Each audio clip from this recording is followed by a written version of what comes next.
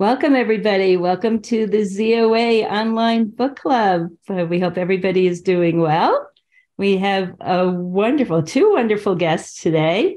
We have Bernie Marcus, the co-founder of Home Depot, and Dr. Catherine Lewis, who is his co-author of this wonderful book. I hope you can see it. Kick Up Some Dust, Lessons on Thinking Big, Giving Back, and Doing It Yourself. It's a wonderful, very readable book. If you haven't read it yet, I urge you to. It's a lot of fun.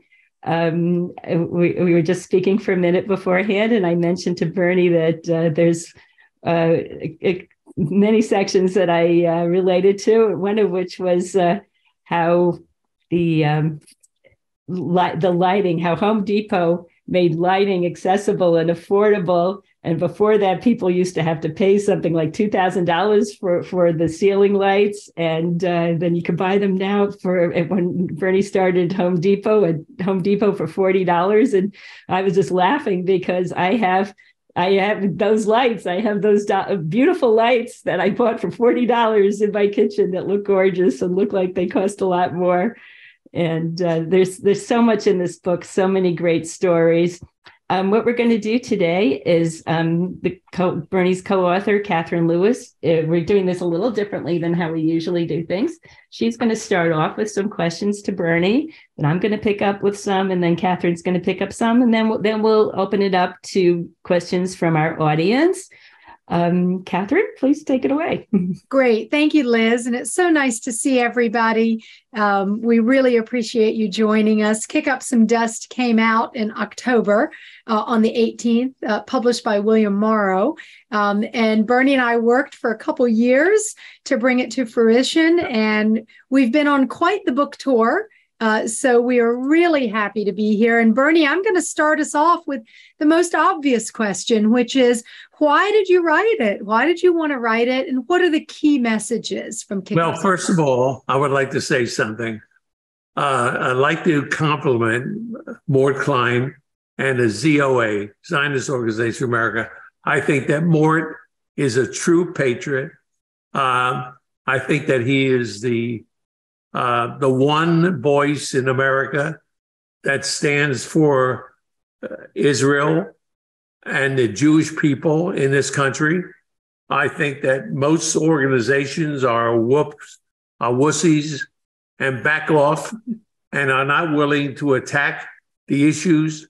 Mort is fearless, and he goes after anybody who goes after Jewish people and the state of Israel. So I'm very happy to be here just because of my friendship with Mort and my admiration for what he does. So let me get back to your question. Sure. Why did I write it? We had COVID. We were locked up. Actually, everybody was, in their houses. They had nothing to do. And for years, I've been talking about putting together my adventures, and I call them adventures, for my grandchildren and my children, and for people that I know who really don't know the full story of Home Depot. It was a journey, a real journey, and it wasn't until Catherine came aboard with me, because Catherine has this wonderful technique of taking my words and putting it on printed paper and making it come out the same way I meant it, which is really unique and unusual. And it turned out to be an adventure, going back in my life and thinking about all the things that happened to me. I'm not a whiz kid, who formed an app and all of a sudden, became very wealthy. It took years and years of hard work. It took years and years of grinding out 60-hour weeks and 70-hour weeks in the businesses that I represented.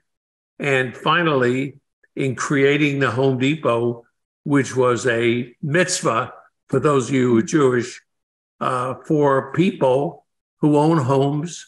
And all of a sudden, we created this do-it-yourself business which people never had an opportunity to do.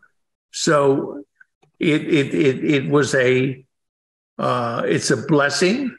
And Liz, you're what you had with the lights, people have with plumbing, people have with other things in the house that they're able to do themselves, because the people in Home Depot are there to help you and to lead you through every project. And so it's a great company. I haven't been there for 20 years. I've been out of the management for 20 years, but it's the same company as when I left it. They're wonderful people, 550,000 of them, who work every day to make the lives of people better and more productive. And you walk into a Home Depot store and they ask you what project you're working on. They're really interested. They really want to know what you're working on, and they're there to help you. So Home Depot turned out to be a blessing. Of course, the success of Home Depot, the fact that it's I think it's the biggest outside of Walmart retailer in the United States, the most profitable. The blessings of their stock has given me the ability to do all the things that I do in philanthropy. And so I'm forever grateful to the people that work at Home Depot for making my life what it is and giving me the tools to be able to do all the things that I do. So I think I maybe answered the question, but I typically rove a little bit. That's why Catherine is there. She kind of brings me to earth. Is there anything you want to add, Catherine? I know. I would say the best part about the book is really looking at how Bernie sort of invented do-it-yourself and then took that very concept into his philanthropy, that Bernie doesn't write a check. The Marcus Foundation doesn't just write a check and walk away. They very much put the same energy, use the same business skills, all the same great customer service that they used in Home Depot to really do transformational philanthropy. And we'll get to that in a minute. But Bernie, I wanted you to talk for just a minute about growing up in Newark, growing up Jewish in Newark. You have stories in this book about your synagogue, your bar mitzvah, even Jewish gangs. What was it like to grow up in? It was like growing up in the Bronx. Yeah. And it was a tough neighborhood, really tough. And I did not grow up in a prep school area. Right. It was, every day was a fight. Every day was, difficult for me. 50% of the population was Black. And we lived in poverty. I lived in a tenement. We lived on the 4th floor. And I remember, in the summers, we used to go out on a fire escape and put, stuff down and sleep outside on a fire escape. Right. In the winter, we froze our tuchuses off because there was no heat. And, we lived in this apartment where the only heat was in the front, where we had a little stove, and the further back you went, the less heat there was. Mm-hmm. And of course, I got the last bedroom, my sister and I, and we froze our butts off. But the truth is, we didn't know, because everybody lived that way. All of my friends had the same issue. So we didn't feel sorry for ourselves. I think from an early age on, I wanted to figure out how to get out of this and how somehow to live a better life with my family. And, I had to learn from people who were successful. And I think that that's what made my life good, listening to people who were successful, not envying them, emulating them. And that's one of the lessons of life that I learned. But Newark was a tough place. Yeah, absolutely. And but it had a great Jewish population. Mm-hmm. We had delicatessens, and we had, there's nothing that we didn't have that you didn't have in New York and Brooklyn or Manhattan. And it was just a great life until the riots came. Mm-hmm. And of course, then the city was destroyed and never came back. And the Jewish population just moved out. Right. And so, and went all over, scattered all over. So it was, but the years that we grew up, all of my family were within walking distance, my aunts and my uncles, who all came from Ukraine and Russia. Mm-hmm. And we would visit and help each other. And it was a different kind of life. But Newark was, if I say special, I think it gave me character. I think I learned how to live and how to cope and how to deal because of the travails that we went through in Newark. Mm-hmm. Not easy, Catherine. Indeed. Well, and you'll have to read the book to learn about all the stories, especially how you joined a black gang, how you became a hypnotist in the Catskills. But we'll leave that to the audience to read about. But I want to talk for a moment before I hand it to Liz about your mom. She was such an early influence for you, Bernie, and the pushka box in your kitchen shaped your life and has shaped your giving even to this day. Can you talk about that? Yeah. My mother, who suffered from rheumatoid arthritis, who was basically incapacitated, she had me when she couldn't walk. Mm-hmm. She was bedridden, and the doctors told her that the only way she would walk again is to have a child. Mm-hmm. And my mother and father, don't ask me how they did it. She was in pain 24 hours a day with rheumatoid arthritis in her hands and her feet and her legs. And she had me after a miscarriage. They went back and they tried again. And I was born on Mother's Day, believe it or not. Right. My mother got out of bed and walked. So I was the miracle in the family. And my brother was 12 years older than myself. I was like a schlepper, I was in everybody's way. I wasn't meant to be there, but I was there. So I lived a pretty independent life. I went where I wanted to go. And I think for the first, 12 or 13 years of my life, I was very independent. I went to places nobody went to.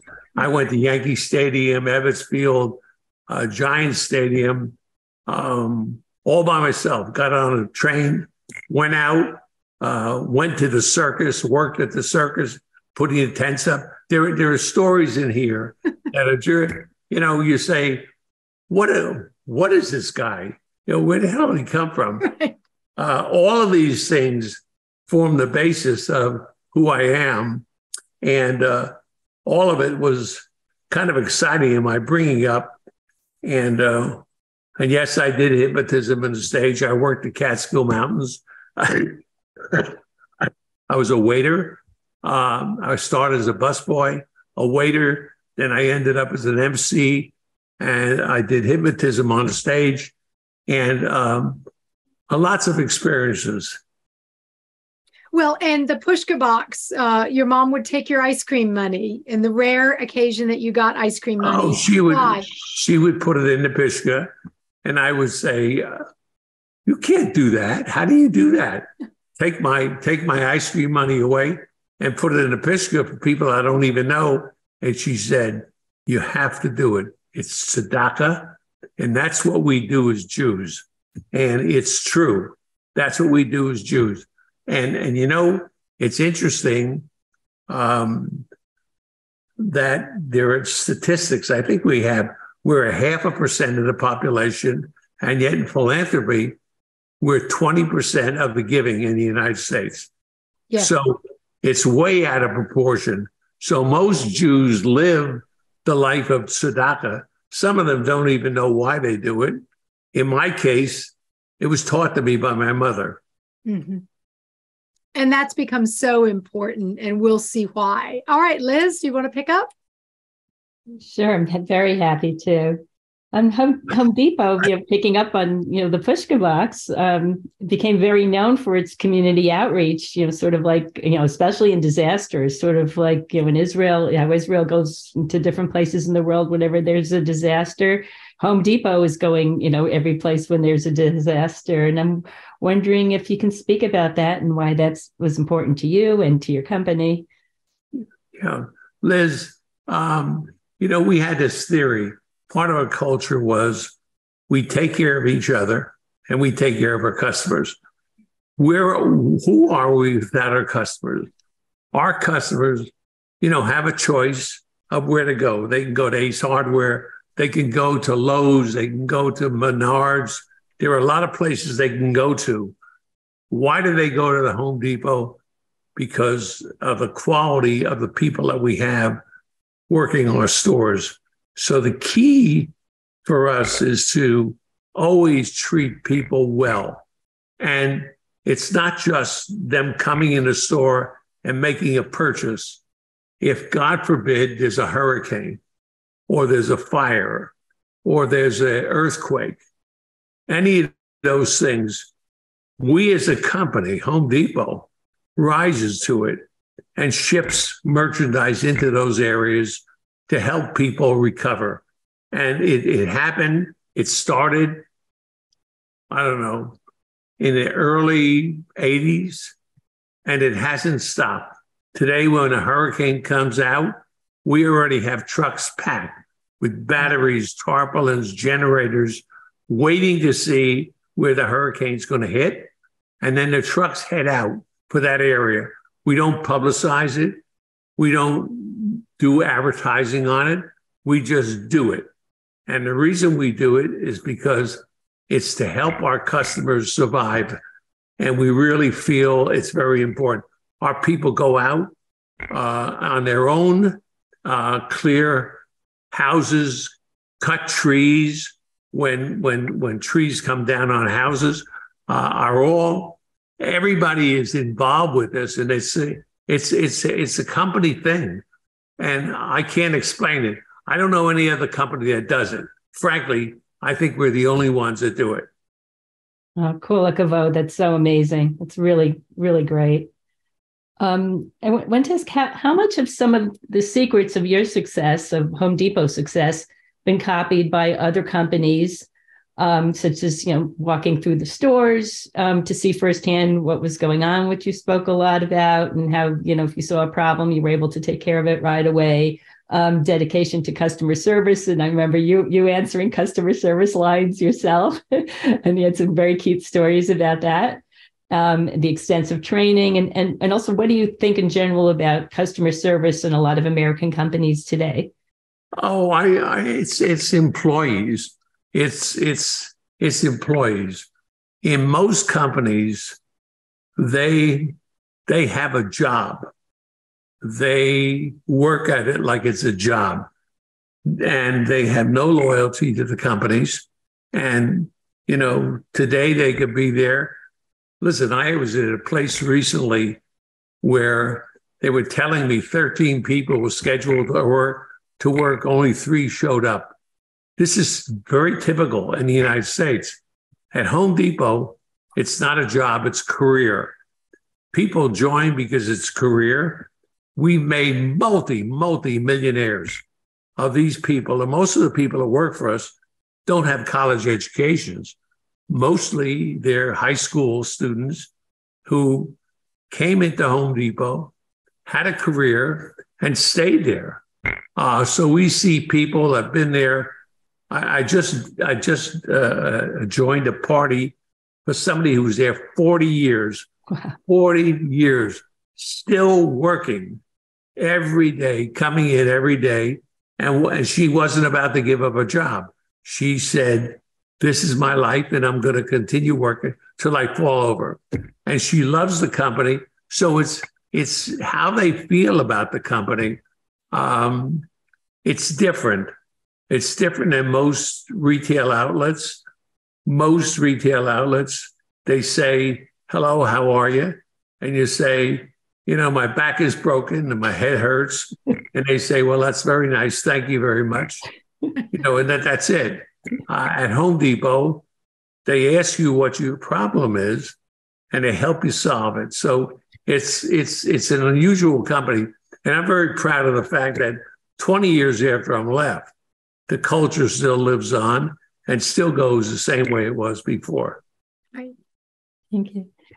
Do you think that Home Depot will ever bring back the Home Expo stores? I know it was. I don't think so. I thought the Expo. By the way, I invented the Expo stores. I love them. I thought they were great, but the manufacturers wouldn't let us discount the products, and so what happened is that people used to come into our store.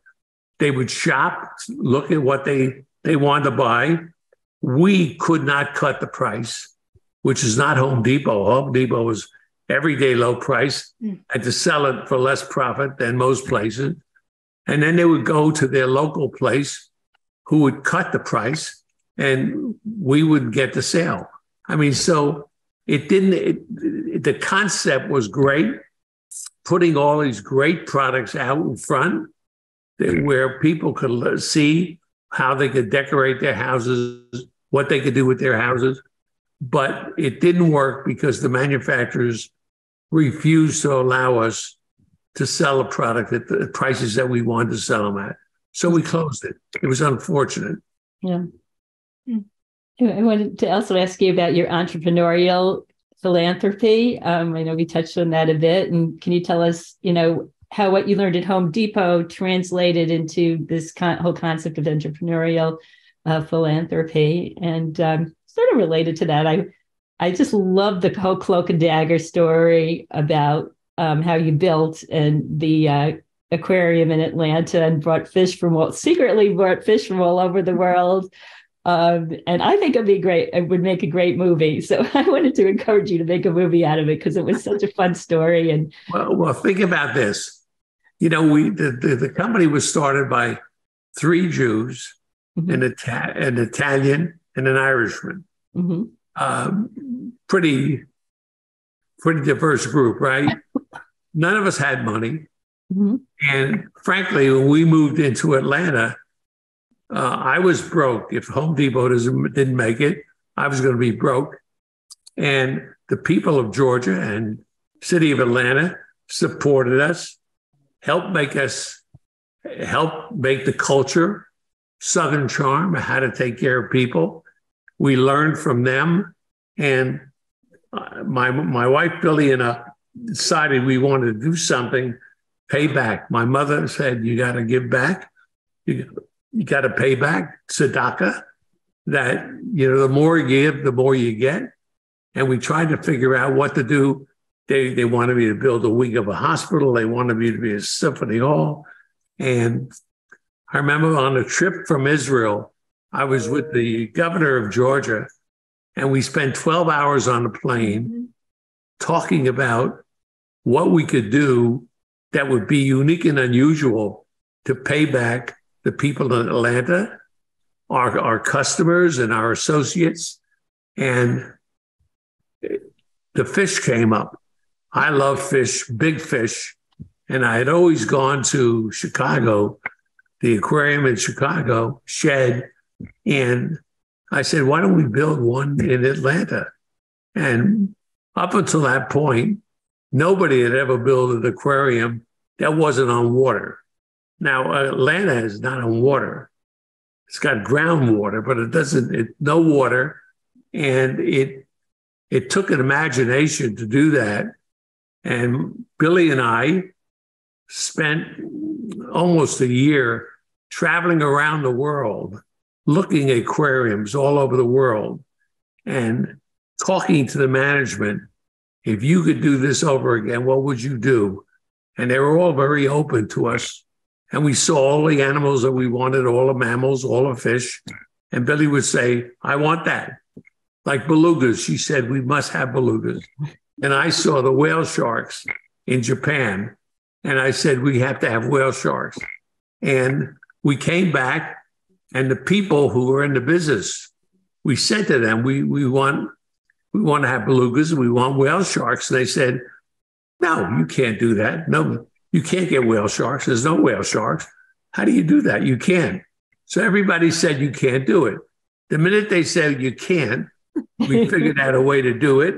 And lo and behold, when we opened the aquarium, we had whale sharks, we had belugas, we had just about every mammal you thought of. And since then, we've expanded it. It's now the biggest aquarium in the world. And I would say the best. And all the people that's out there with your books, put your books down, get on a plane, come to Atlanta, and you will have an experience of a lifetime.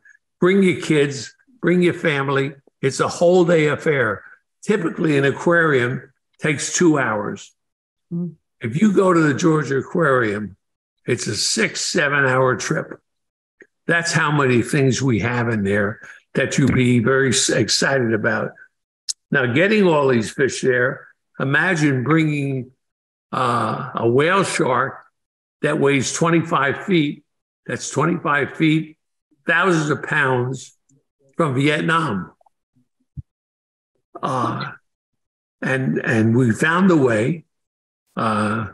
UPS had to train pilots on how to fly these animals in because they were in water. We had to keep them alive. They were in tanks that had life support systems, and we had people flying with them. And, it was like a 25-hour trip, and we kept them alive. And when we put them in the tank, lo and behold, they all lived.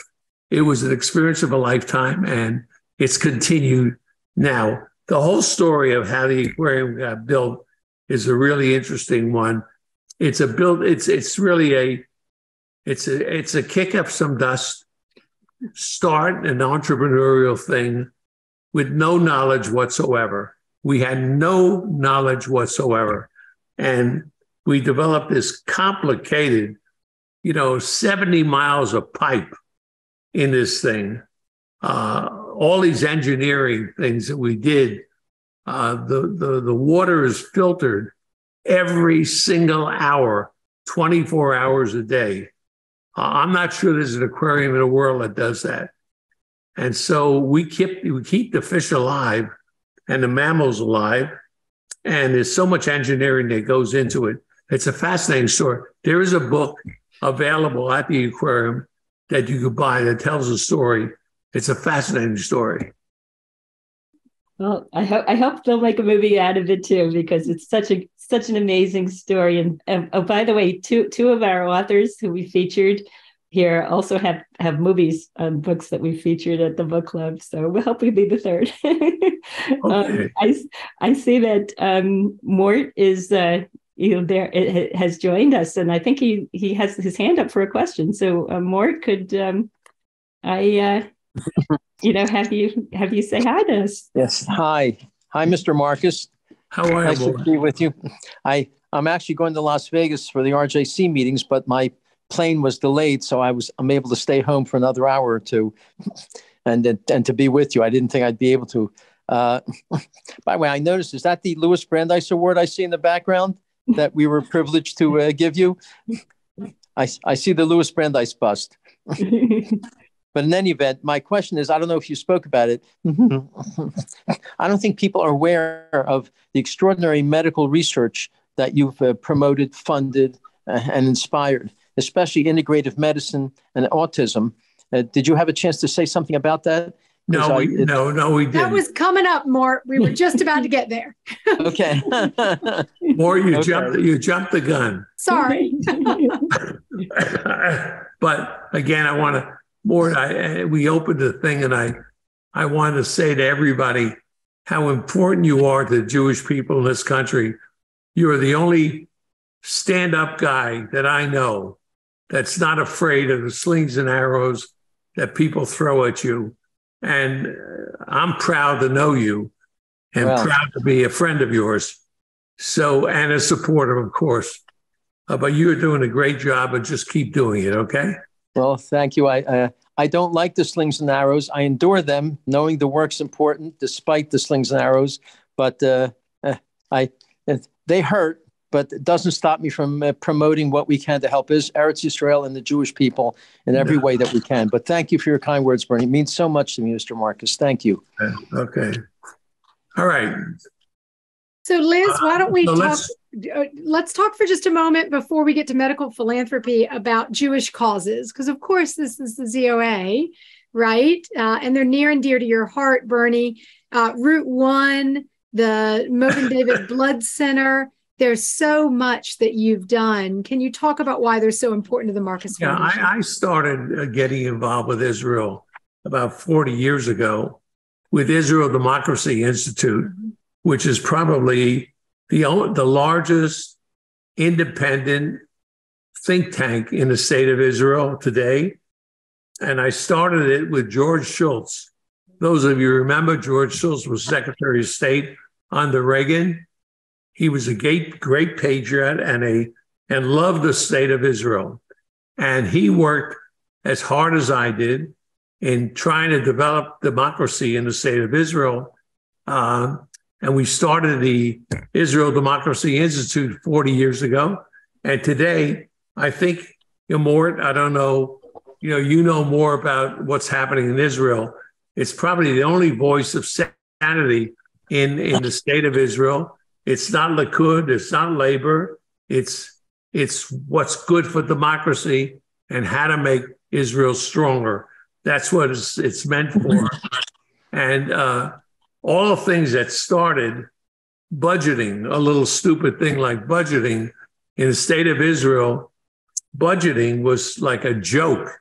The Department of the Ministry of Finance actually determined where the money was going to be spent in Israel. Members of Knesset had nothing to do with it. And really, even the prime minister had nothing to do with it. And we changed that whole dynamic over the years. And I think it became a very strong organization. Of course, one thing wrong with the state of Israel, Mort, which is if they don't do it one day, it's going to be a disaster for them. And that is they need a constitution. And they don't have a constitution. And for some reason, and we developed the Constitution. We almost got it passed. We came close, and but you need courage from the politicians, and they didn't quite have it. And so we still don't have a Constitution. So you have all these questions now, like the Supreme Court, and what the power of the Knesset is, what the power of the prime minister is. It's not defined. And there is no democracy in the Western world that doesn't have a constitution, except the state of Israel. It's all verkakt. You know what I mean? By verkakt. Ich kann verstehen, was du sagst. All right. So that's a sad issue. And it's one that IDI is continuing to work on. And maybe with Bibi coming back into power, and he has more power than anybody had before, maybe Bibi will find it in his repertoire to now try to institute a constitution. And you're quite right, Mr. Marcus, if you can hear me. And because there's no constitution, what happens is the Supreme Court makes decisions based on what they think is right, not based on what the law is or what the majority of the people want. It's based on what this small group of people believes it should be. That's no way to have a Supreme Court. Well, there are a lot of things why the power of the Knesset. What is the power of the prime minister? Right. Nobody defines it. And so, you could look at all of these things and say it doesn't work. It hasn't worked for all these years. What is 70 years? Right. And they still don't have the kishkas to pass a constitution, which eventually, if they don't do, will lead to very serious problems in Israel. Now, if they make changes in the Supreme Court now, you're going to have a schism in Israel, which is not going to be very healthy. Mm-hmm. And, with the ultra-right disagreeing totally with the Supreme Court, there's going to be loggerheads. This is not healthy for the state of Israel. It's better to do things in a logical fashion, in a smart fashion. But, Mort, I don't know where it's going to end up. I know which side you're on. I'm on the side of logic and doing it intelligently. And so I think allowing the Supreme Court, allowing the Knesset to overturn the Supreme Court by one vote, a civil majority, it doesn't bring law and order. I just don't believe that's going to work. I think it's going to be unhealthy. And I personally don't think that that's going to be a benefit to the state of Israel. So cooler heads. There are smarter people in Israel. Believe me, there are geniuses in Israel. They're the smartest people in the world, but in some ways they're schmucks. So, Bernie, can we get back to Mort's question about medical philanthropy?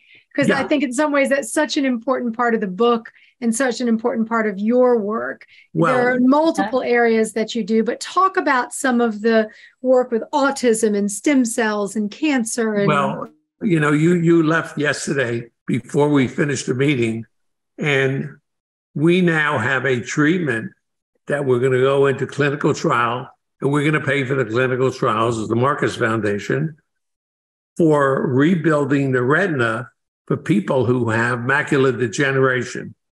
Now, this will be like an evolution. People who've been blind a year or two may be able to get their sight back. Not all of them, but the research that we're doing, building a platform that goes in and replaces the retina and rebuilds the retina is like amazing. How many people do you know who have macular degeneration? So this is a godsend. We hope that it works. It's going into clinical trials now. We also have, the reason I wanted to say, Catherine, we also approved a treatment for bronchiectasis, which is something that probably 30% of the population suffers with. That's a lung issue, and we have another treatment for that. Autism, as you know, we had a presentation. We started the Marcus Autism Center 40 years ago when nobody knew what autism was, and today it's the largest single place for autism in the world. And we now have a tool that we developed where we can decide that a child at 3 months of age is autistic. And if we get a hold of that child at 3 months, we could change the way that child's life will turn out. Now, that's a big deal. That is a really big deal. And that started 40 years ago because of a woman that worked for me who had a child. We didn't know what it was. And we just researched it. We brought experts in. And what the hell do I know about autism? I mean, I sell hammers and saws. But we found the right people. And you're just like the Home Depot. You have the right people working for you. You have people who, know what they're doing, and they're motivated to do it. And you end up with something that nobody ever expected. Of course, that's what the Autism Center had. And there's so many things that came out of it. It's just like a miracle. So that's only one of the things that we did in medicine. But Mort, one of the things that we're doing now, we started something called Route One, which you should be interested in. Anti-Semitism on the campuses is out of control.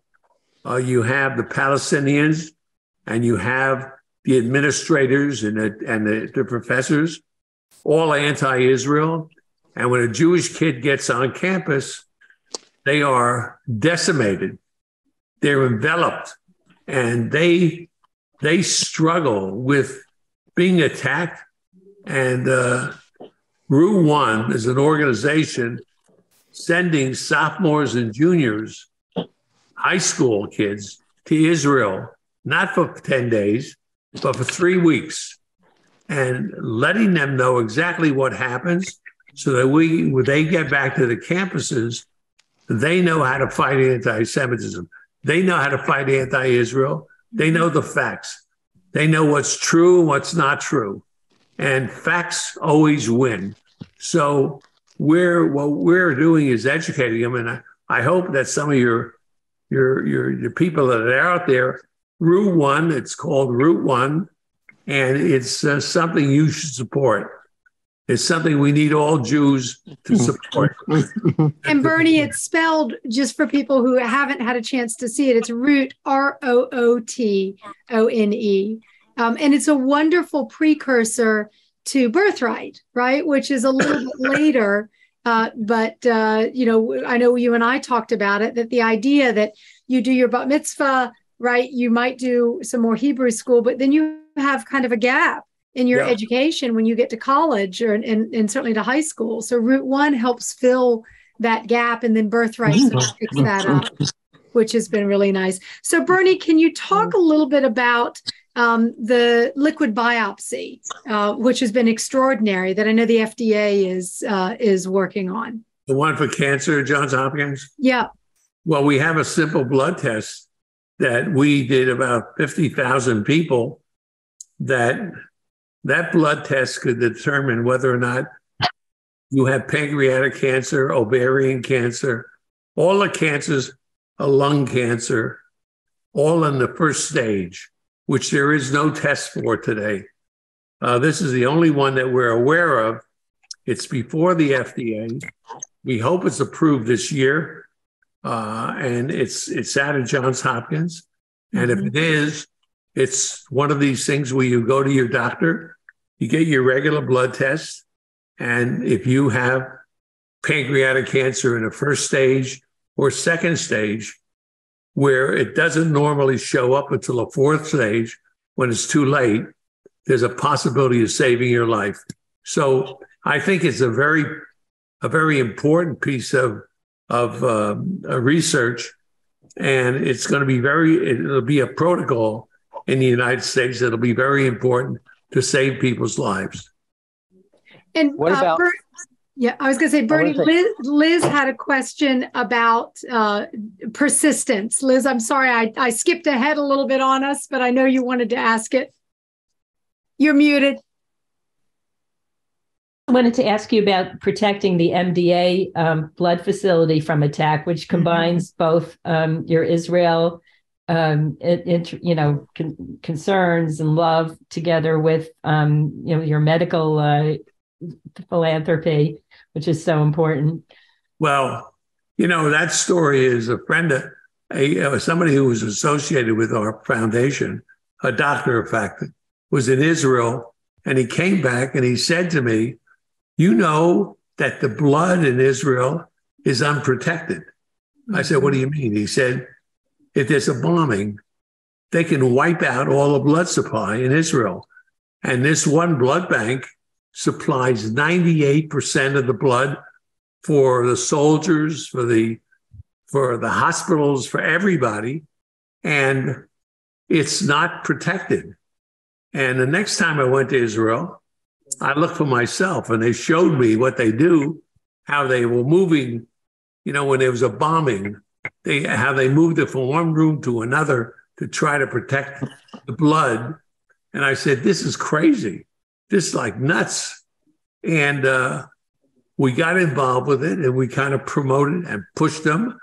And they came up with a blood bank, the Marcus Blood Bank, which is 3 stories deep in Israel. A direct hit cannot put it out of business. So this is protected blood.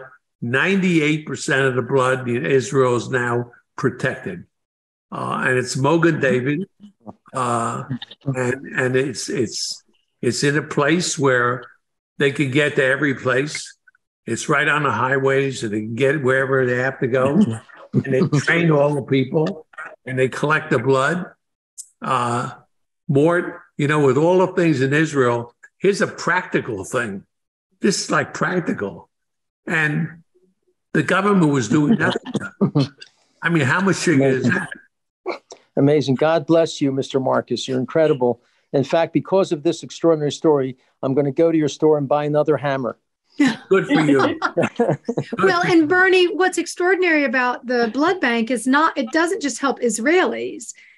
You can have an ambulance anywhere in the country in 3 minutes, and that's for tourists, that's for residents, that's for anyone. Well, it is an extraordinary thing. Even the Arabs, of course, get the blood. Yeah, so, certainly Israeli Arabs, but they share it with some of the Palestinians as well. Of course. So it's pretty important. It's very. I haven't seen it. I saw the pictures of it. My kids were there for the opening of the place, and it's overpowering. And the most important thing is that the blood is safe, and it's protected against everything. A direct hit is protected against gas, poison gas, everything, and it's a very important part of Israel now today, and we're happy that we helped stimulate it. We're the original sponsors of it, and we've been fighting it from the day we started, and we finally got it done, and I think it's going to be a good deal for Israel. Well, and Bernie, you told a story just on Monday about the Stroke Center. Of course, your work with the Grady Hospital and the Stroke Center, about it becoming a model for the entire country of Denmark. Can you talk about that impact? Yeah. We started the Marcus Stroke Center in Grady Hospital in Atlanta, and there is a treatment for people who have a stroke where they go up through the groin into the brain and dissolve the stroke. That started at the Marcus Stroke Center. Mm-hmm. And the protocol has now spread around the world.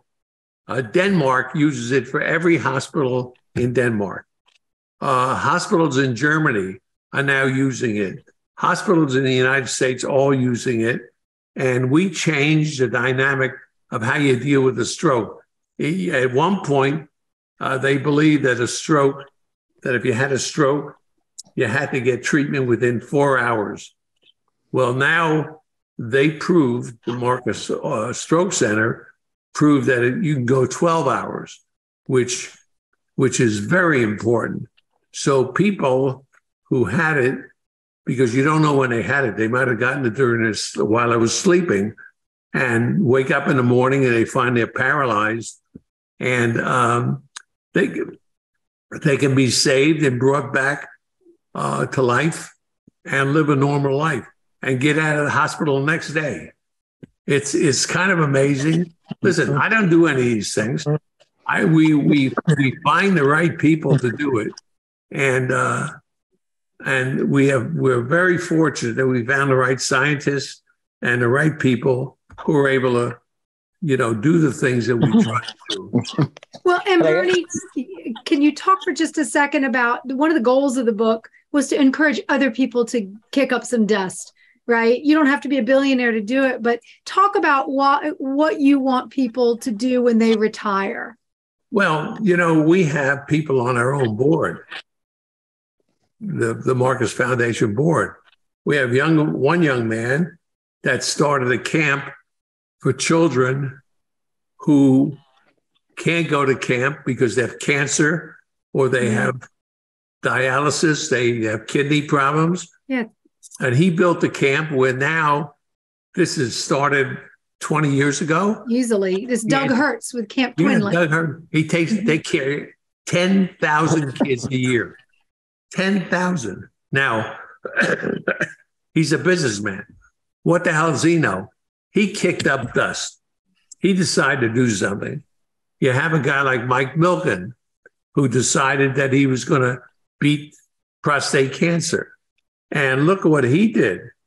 He brought the death rate down from 50% to 5%. That's all. That's all done by him. He's a stockbroker, for crying out loud. He hired the right people, surrounded himself with these geniuses, and they came up with the treatment. And what I say is that more people that you are in touch with who have made money, who are sitting on a lot of money, who have really creative ideas, once they retire, they hang their brains up somewhere. They put them in mothballs. And what I'm saying is, don't put them in mothballs. Go out and do something, and do something that's meaningful. And it doesn't mean you have to have $1 billion or a billionaire. If you listen, I started in philanthropy when I didn't have any money. I joined the City of Hope on a board, I don't know, 40 some odd years ago. And I was on that board for 35 years. And we did some extraordinary things. And I didn't have any money. So people can do it if they get off their asses and they kick up some dust and wake up their brains. I mean, the key is to wake up your brain. Don't let your brain go to sleep. These entrepreneurs who have made a lot of money, for some reason, they think that, they go out to pasture, they play golf, they buy big boats, they buy a place in the islands, and they go to sleep. And I'm saying you could do all those things and still do something good for society. Well, and Bernie, Mr. Marcus, go ahead. I want to say, I spent, before I was at ZOA, I spent 20 years doing medical research with the great Nobel laureate Linus Pauling. And during that period, I worked with Mark Levine on ascorbic acid and cancer and heart disease. Are you still involved with Mark Levine? I know that you were a major funder of Mark Levine. Yeah. And we think that vitamin C, and we've had clinical trials, is very, very. And Mark has been this is something he's pushed for years, and we believe in it. It's alternative medicine. It's not expensive. And people that have, for instance, a sepsis, that there's a treatment for sepsis where people are near death and you give them high doses of vitamin C, you bring them back. And we had a clinical trial. Unfortunately, the FDA didn't read it the way we did. And frankly,